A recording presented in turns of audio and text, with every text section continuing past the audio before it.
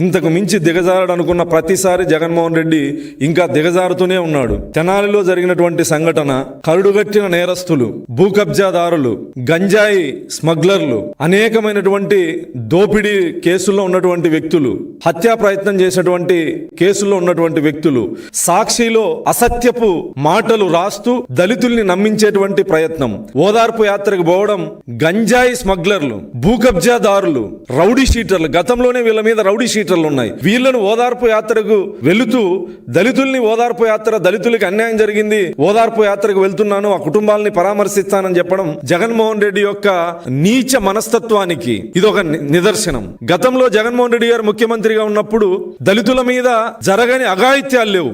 దళితుల మీద ప్రతినిత్యం దమనకాండ జరిగింది, హత్యలు జరిగాయి, మానభంగాలు జరిగాయి.